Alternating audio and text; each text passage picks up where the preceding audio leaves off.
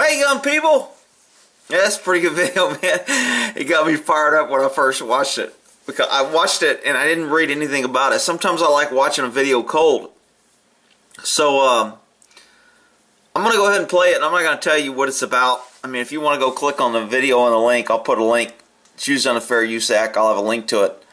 So, we have a... oh, shit. I'm hitting the wrong damn button here. Alright. So, we got a cop pulling up to a gate, and his dash cam's on. And for some reason, the audio isn't on yet. So, his video's working, but the audio... So, you don't hear the call on what he's there for. And I'm assuming this sign right here says no trespassing, keep out, private property, blah, blah, blah, blah, blah. Basically, he's posting his area.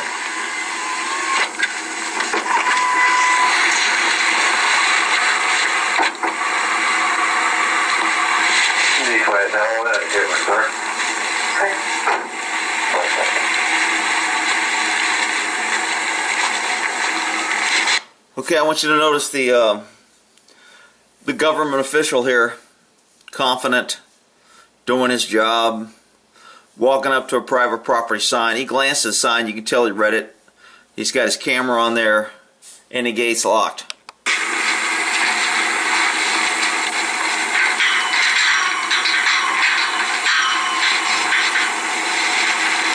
Okay, we call that a clue. If the gate's locked, remember on private property, if the mailman can't access it, then it's not a public path. It's private.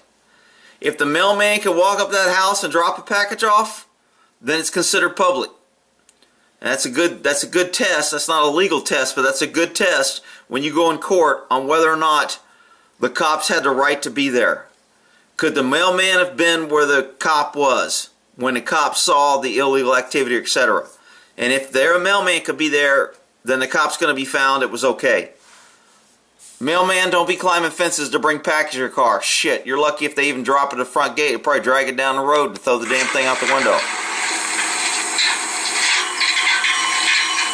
Climbing a fence. Not good. No warning. No assertion of authority. No demanding entry. No announcing. No knock notice. Police, sheriff, nothing. Just climb the fence and walked on in. Man, this starts off bad. This is not a good thing. So he walks out in an area. I think this is dispatch running someone else. So I'm going to advance forward to where homeowner arrives at home. And I think it's around the 9. Here we go. Maybe the 9 something mark. They come back on a 1996 Toyota Tacoma, red in color. Green in color. I love that dispatch. It's freaking green. Green in color. Shit's been saying for 100 years since radio's been developed. Okay. So, when I first saw this, I was like, I like this guy. He gets home, keeps his gate locked, he wants his privacy, he sees a cop car parked in front of his house, not a fan of it, but I'm not sure I agree with what he did next, but so far I like this guy.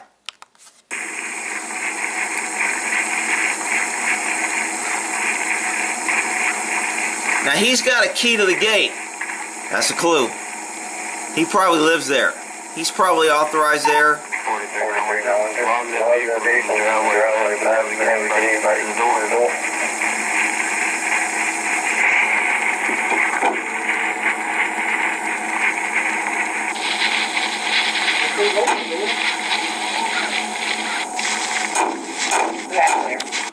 Okay, those 3 bangs, I'm like, damn, he's kicking the cop car. I mean, that's a little excessive. A cop blocks your driveway. I'm pissed. I'm not going to start kicking his car. That seems a little unreasonable, but I get the guy wants his privacy and don't want the cops around.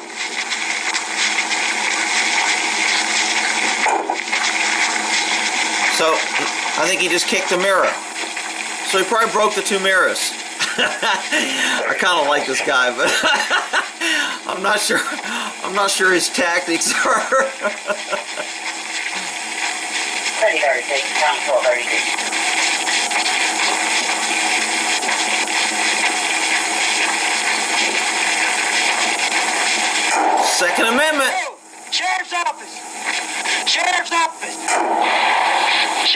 office! Okay. So when I heard this and I heard sheriff's office, I'm thinking the guy's in the car. Or he's behind the car. Remember, the cop is on his freaking property. Behind him already walked in there. And now he's announcing himself sheriff's department. It's a little late. Had he done it before? Would he have heard it? No. Would things be changed? I don't know. So the guy kicks the car. I'm kind of like, okay, that's a little excessive. Now he pulls out a gun and shoots the car. You know, I'm trying to be on this guy's side, but he's kind of losing me a little bit here. Although I like his no bullshit approach. I got shots fired down here around Jackson Street. Sheriff's office! Okay, notice the suspect. I'm thinking earlier when I heard him kicking the doors, maybe he was shooting because he's reloading. He only fired a couple rounds, unless he just likes to keep his gun full. But right now he's reloading his gun. 1233. Now in unit here at Jackson Street.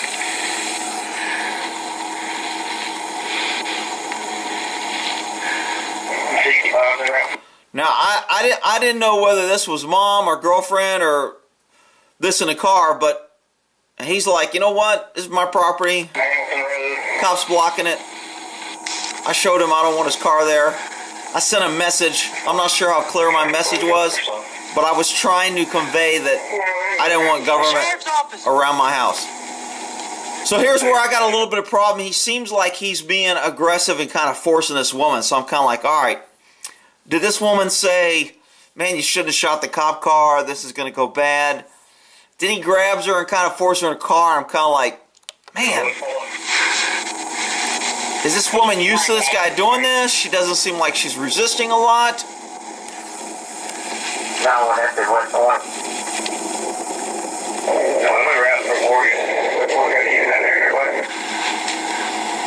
Okay, you hear in the background the cops are saying en route, they've got units, shots fired. So units are coming, and this is probably at, you know, a minute or so in. So now the guy gets in his car and drives out of sight. Sheriff's office. You notice the sheriff is breathing hard and his heart rate's up. Because he knows his kind of shit's weak. Right now, he's probably rethinking his plan of climbing a fence, going into an unknown area, alone, out in the middle of nowhere, where cover is several minutes out. And I say it's several minutes out because as the video progresses, you're going to tell how long it takes for him to get cover, which is a long time.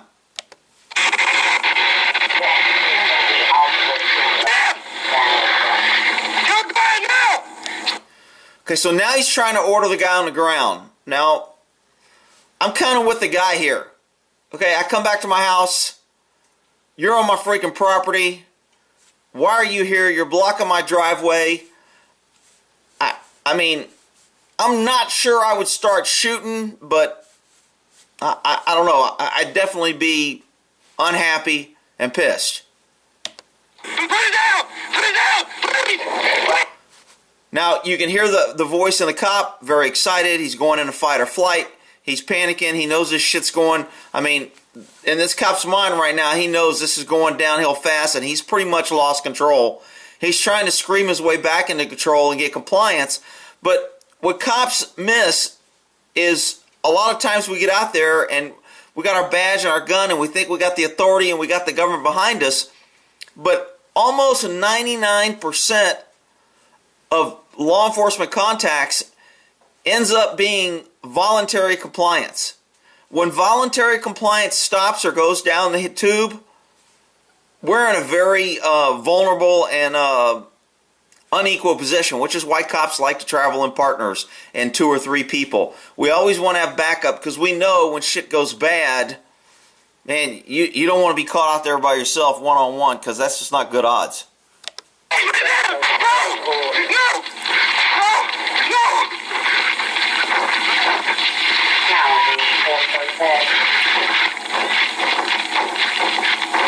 Okay, you heard several shots fired. You heard the cop yelling, no, no.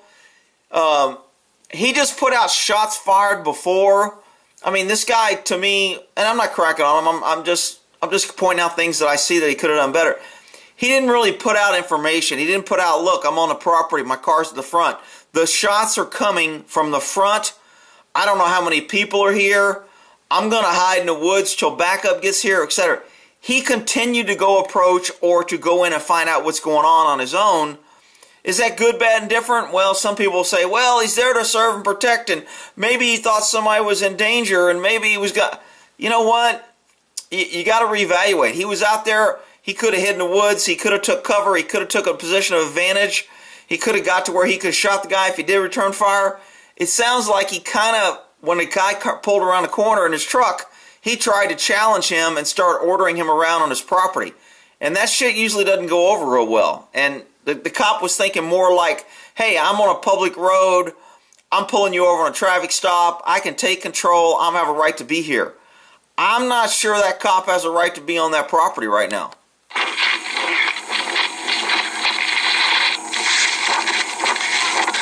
Okay, so you can see the cop. He's beat feeting the hell out of there. And he's running this way now. He's not putting out updates. He's in, I gotta get the hell out of here. Distance is my friend.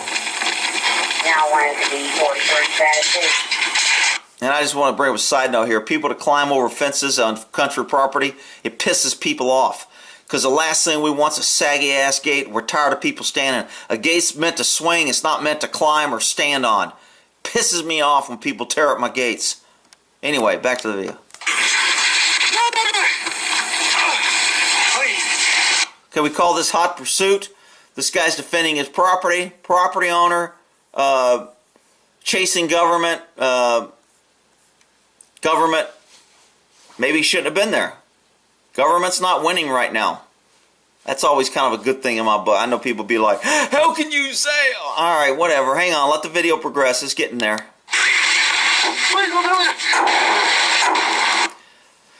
Man, I'm not sure. That guy must have a 357. He took a shot in the shoulder there. Took it pretty good. And still recovered and returned fire. His tactics, his mindset, his pursuing. He was pissed off before. I mean, this guy's got a lot of good things going for him, but takes cover. He uses cover and concealment, gets behind that pole, and I'm not sure if you guys can see that or not. He's behind that pole right there. He comes around the corner, keeping his body concealed after he's been shot, and returns fire. I mean, man, that gun's kicking like a mule. That looks like my little 357 Airlight. When I fire that sucker, that's how it jumps in hand. So he fires around, and then it looks like he's going to try and... 43 status taken. I'm here. Shots are fired. Here, he's right here. Okay, so dispatch goes, did you say you're hit? I mean, dispatch and the radio, look, when somebody puts out shots fired, normally in most agencies, they have what's called a radio silence, code 33, clear the air, turn the beeper on, whatever you want to call it. But you make sure that nobody talks so the guys out there where shots are fired can get out information. Again, if this guy put out, I'm hit, and somebody else is carrying a mic or dispatch is in there eating a freaking donut, reading their books, and, you know, now she's going to have to ask, did you say you were hit? Why aren't you monitoring the damn radio? You got an officer out there freaking saying shots fired, and now you're not even monitoring the damn radio saying, what? Did he say he was hit? Oh, my God.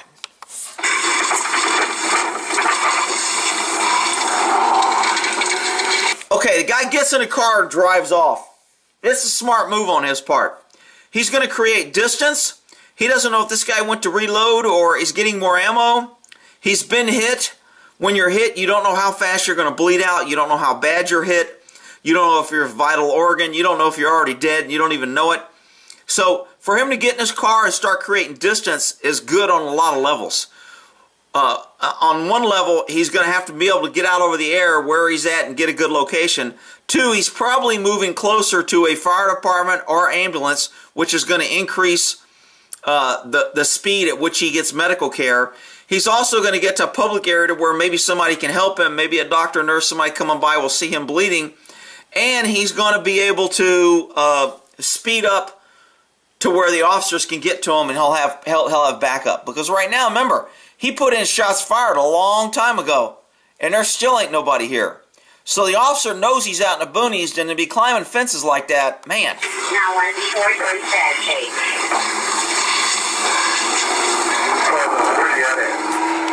Listen. Oh my God, are you kidding me?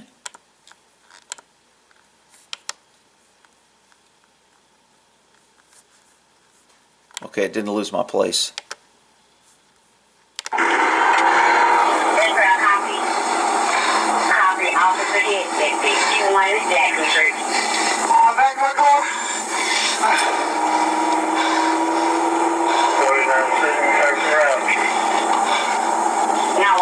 I'm kind of surprised he stops at the stop sign here. My shit would be siren, would be blaring. I'd be running people off the road. This cop does pretty good. He stops at the stop sign. Now, when I was in the 10% his location of 51 Jackson.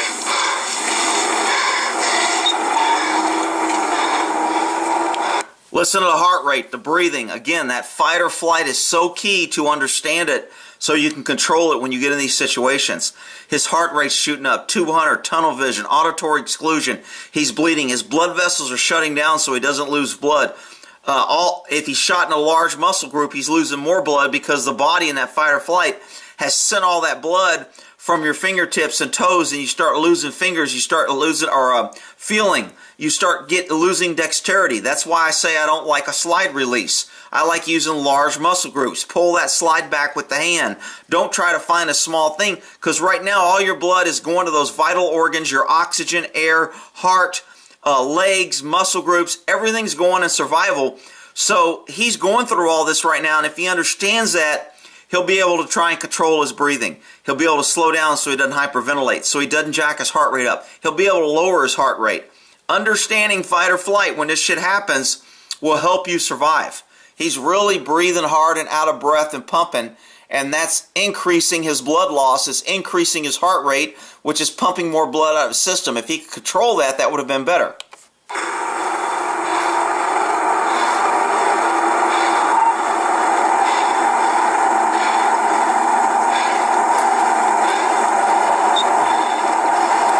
He's not passing his car. I'd be like, dude, I'm freaking going 100. I'm still breathing hard. Sounds like he's getting a little control of his breath. He's not really updating his location. He still hasn't given a suspect description in case he dies.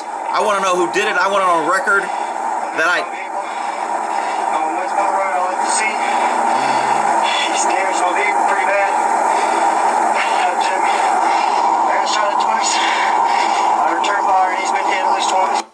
Okay, so now he's starting to articulate what's going on, which is good, because it's going to help him calm down. It's going to make him feel like he's in control. It's going to give him a sense of control back in his life, that I'm not just going to die out here on the road and I got to give up. I got to stay in the fight.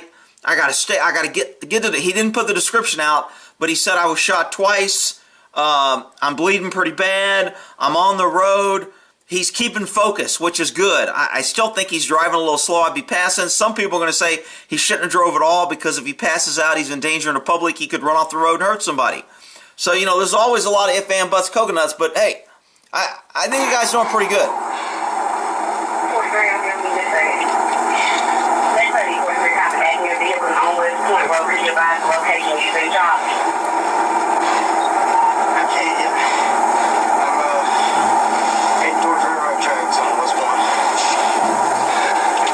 Okay, he's kind of calming down. Said he's heading toward the railroad tracks on so-and-so.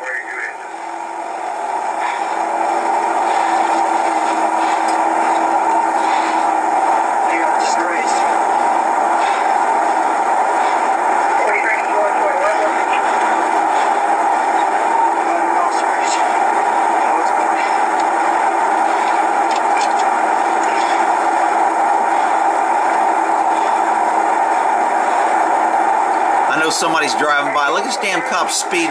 Ain't got his lights on. Damn cops driving crazy. Probably going to go get a donut. Just driving like that.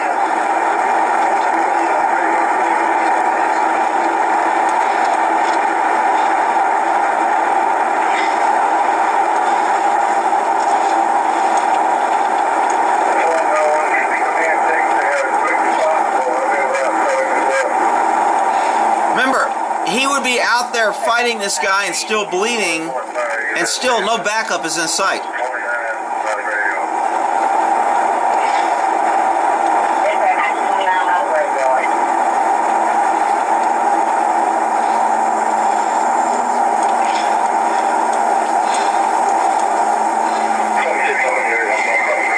It's kind of getting in the city with a lot of people. I'm not sure I wouldn't pull over so they know my location. Maybe have somebody help me stop the bleeding. He's continuing to drive. He's going to pull over in this gas station here. Say he wanted to make sure the guy wasn't following him.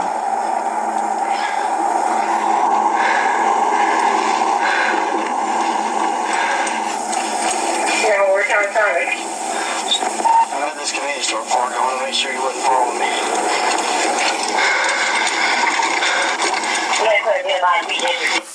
Okay, so they cut the tape there. They don't go into, when officers get there, what they do for first aid, etc. Now, I was kind of on this guy's side saying, you know what? Cop had no business climbing this damn place. He did announce. You come back, you find some guy running around your property. Good for him for shooting him, and I got no problem with it. Well, when it comes found out, the officer was going there because the mom called for a welfare check on her son for mental health issues. Now, if a guy's got mental health issues and you're going out to deal with him on country property, most country people living on country property got guns.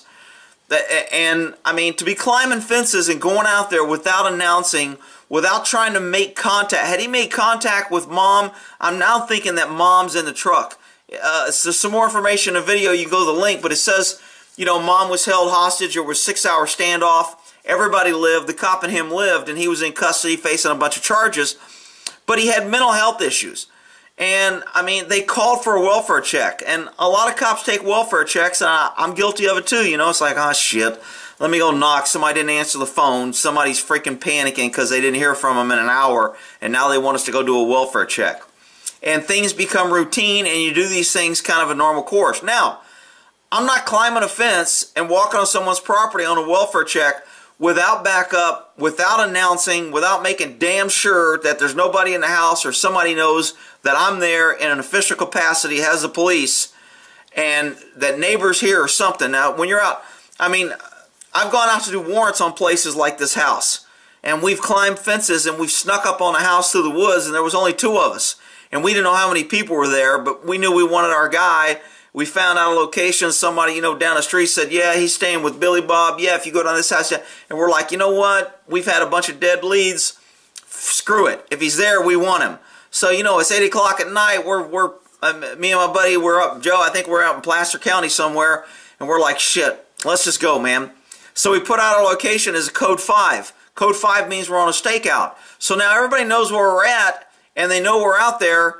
And so we climb the fence and we start sneaking up on a house, and we're trying to gather intel, and sure as shit, somebody sees, I think they saw Joe. It wasn't me, they saw Joe. I don't remember who they saw, but it was like, shit! And here comes the flashlight. Hey, what are you doing on property? You better get! We see guns in here, we're like, hey, police, police! And we start retreating.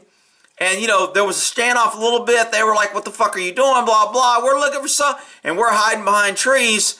And we're kind of talking it out, but we were at a disadvantage. Had they just come out shooting, we'd have probably been screwed a little bit. I mean, we'd have fought our way out of there, but look, we had a felony warrant. The guy was there. We had somebody tell us he was there. We were following up on lead. We were trying to gather intel, and it went to shit because they knew we were there. So anyway, I can't remember if we ended up getting a guy or they end up saying, get the hell out of here, and wouldn't tell if he was there. Or, I mean, you know, over time, these stories and everything kind of get diluted because there's just so many that are similar, and sometimes the facts get crossed. But I know we got out of there without getting any type of shooting, but I don't think we end up leaving with our suspect. And I don't know if we found out if he was there or not, but I think we just cut our losses. You know what? This is going nowhere fast, and we're kind of, You know, we climb over the fence. We're probably legal by the leather law, but people are going to be giving us shit like, why did you do this? So we just end up backing our way out of there, climbing over the fence, getting our car, and saying, whew, that was close. Let's go have a donut and get out of here. All right, we'll end that there.